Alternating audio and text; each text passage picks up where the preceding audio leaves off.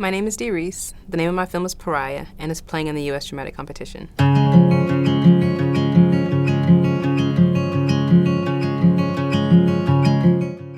Pariah is a coming-of-age story about a Brooklyn teenager who juggles conflicting identities, and she risks heartbreak, friendship, and her family in this kind of desperate search for sexual expression. The inspiration for the script was the fact that I was coming out myself at the time, and I was having a hard time figuring out where I fit in. There seemed to be this really binary kind of definition of sexuality, like butch or femme, and so I'm not butch and I'm not femme, so I go to the clubs and be kind of invisible. And so the idea kind of came to me for this character in the story, so I was writing the script.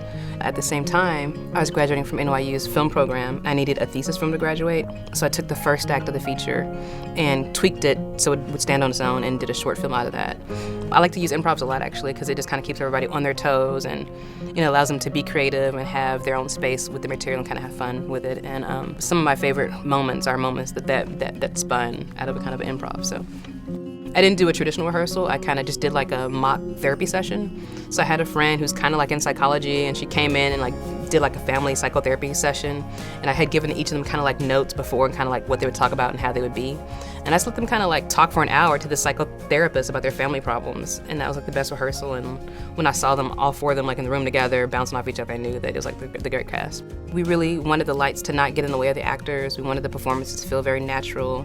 And in terms of the shooting style, we wanted to go with a handheld verite style. One of my favorite TV shows is Friday Night Lights. And so in terms of the camera movements, we wanted to kind of like have that feeling as if we're eavesdropping on conversations or we're just catching things. I mean, Brooklyn was great. We shot in a community called Fort Greene, and I lived there for 7 years, so the community really rallied around it. We found a real estate broker who knew the area, and she was finding us locations. And so we ended up shooting actually at a funeral home.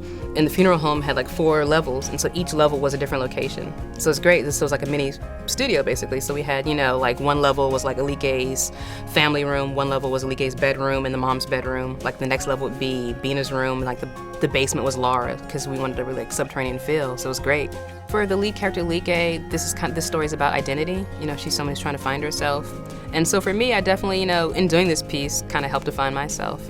Like when I first started this process, I had just come out, my parents and I weren't speaking at all. And so in this film, I was able to just kind of speak for myself and just to feel okay about myself.